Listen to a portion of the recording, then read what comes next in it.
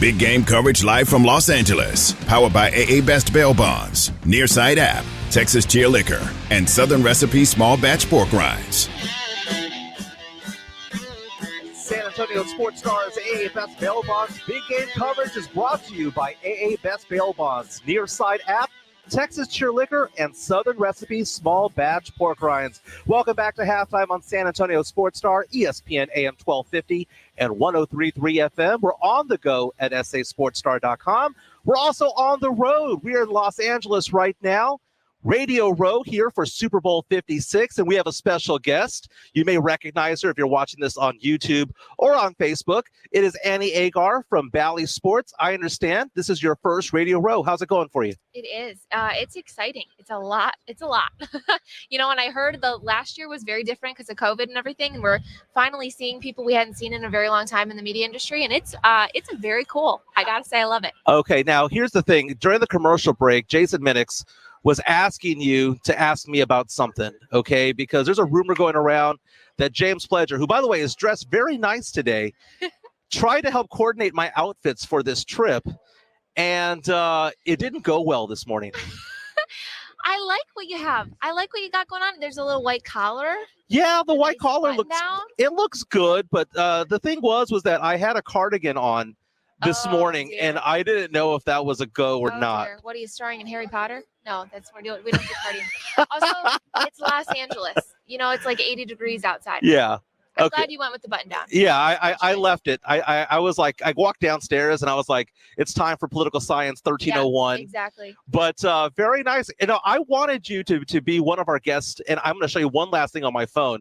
I made a bucket list of the things that I wanted to accomplish while I was here. And number 5 on there was meet Annie Agar, because I am a big fan. I'm a complete big fan because I'm a sucker for a human interest story. And about 20 months ago, the success that you have now was not the success you were having then. Tell us a story about what was going on in your world. Yeah. So, just over a year ago now, I was working in local news. COVID had just hit, so I didn't have really a job because I was, a sports reporter in local news. And at the time we were covering a lot of high school. Big Ten football was just ramping up because we were getting ready for spring games, and that all just stopped. And nobody in my industry has ever dealt with a complete shutdown of sports. It's the one thing you can always plan on something to cover. And we didn't have anything. And so I was at a loss because I didn't know really where to go. And, I'd spoken to a ton of people in this industry, and I knew I wanted to get to the high up level. I wanted to work at a big network like ESPN. And everybody said you start in local news. So I was climbing the ladder, trying to get to where I wanted to go. And that all stopped, and I had to really reevaluate what was going on. But then I saw COVID as kind of a chance to bring some laughter back, because people were so depressed and down about, not having like a comedic relief side of things. And they forgot that it's okay to be positive during all this at some point. There's so much negative. I wanted to remind people we can talk about sports again. We can laugh again. So TikTok was a great way to do that, and allowed me to kind of share the content that I made with that first Big Ten video, and it went from there. And you absolutely blew up. Now have over 400,000 TikTok followers. Is it safe to say that you are now TikTok famous? I mean, can we call you a TikTok star? If you're comparing me to Jackson Mahomes, then absolutely not. Not even close. And you guys will not see me dance, by the way. I will never do that on TikTok. Now, one of the TikToks you had, though, was you're a Green Bay Packers fan.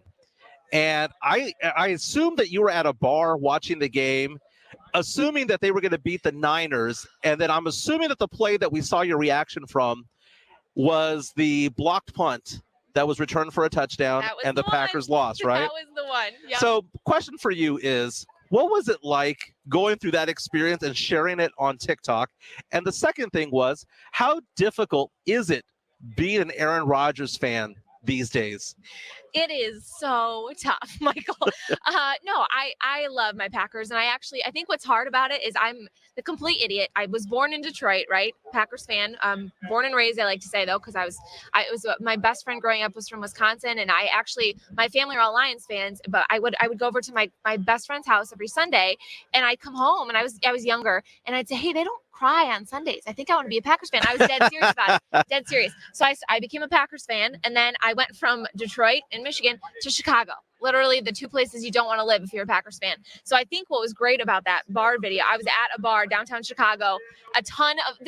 Nobody there is rooting for the 49ers. Nobody in their right mind is a Jimmy G fan in Chicago, but they were all the biggest 49ers fans that night, and it was traumatizing because I'm wearing my Packers jersey. I was walking super confident into the Chicago bar, like Jimmy G's going to throw a late game interception like he always does. It's going to be a great game. I'm going to have some drinks, have a great time, and it was miserable. It was absolutely miserable. So yeah, it's hard. It is hard being in Chicago, being a Packers fan. Every time the playoffs come around, I feel like that's a little bit worse. Understood. We're San Antonio sports stars. So San Antonio in Texas, 99% of football fans in San Antonio, I would say, cheer for the Dallas Cowboys. Great. I'm not one of them. Okay, so this is a safe space. Great. Good. Why is it so easy to make fun of the Dallas Cowboys? Because you've done it before. Man, it is. They are. I've said this before too in other interviews. They are my favorite fan base to make fun of. One, because they when you tease a little kid and they give you a great reaction, you're like, oh, I'm gonna keep doing this because this is fun. If they were to just ignore it and let it go, you kind of be like, okay, that's, they're not giving me a reaction.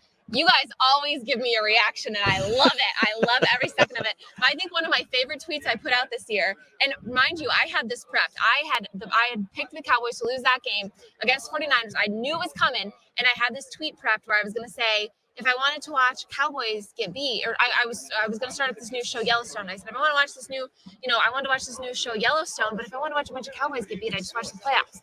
So I had that tweet pre-prepped, you guys. I had it ready, and I wanted so badly for the Cowboys to lose. I don't know if it's this, this rivalry between Packers Cowboys. I don't know why it's that fan base that's like that, but it's scripted out so well because they have the history of living in the past. They like to talk about 94 or whatever, and then they 94, and then they don't like talking about the playoffs for this particular reason. And I love that it was scripted out so perfectly.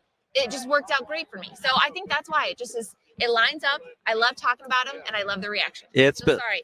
I will always continue to do it. It's been a long time. 26 years, soon to be 27 years. Real fast before we let you go, who do you got in this game? Bengals, Rams. It's a tough one. I got to go with the Rams. I have to. I think this is the toughest D-line that we've seen. Bengals O-line, first of all, and 9 sacks against Titans, and they still won somehow. But I just think it's a different kind of, you got Von Miller, Aaron Donald. Like, it's going to be a different kind of pressure that Joe Burrow's not used to seeing. A different kind of Stafford, if he's on, he's on. I expect big things from Joe Burrow. That's the reason we're talking about Cincinnati. We wouldn't be even considering Cincinnati in this game if it wasn't for Joe Burrow and being able to, throw to Jamar Chase, and then when he's double covered, go to T. Higgins. Like, he spreads the field great quarterback, but I got to go Rams in this one. That's the closest Detroit's been to the Super Bowl. It is. Matt Stafford and there. And playing at halftime. So that's right. That's right. That is Annie Agar from Bally Sports, also TikTok famous. I declare it. Thank you for being with us. We'll have more from Radio Row later on today, but for now, take it over, Pledge and Carl. Don't wear cardigans.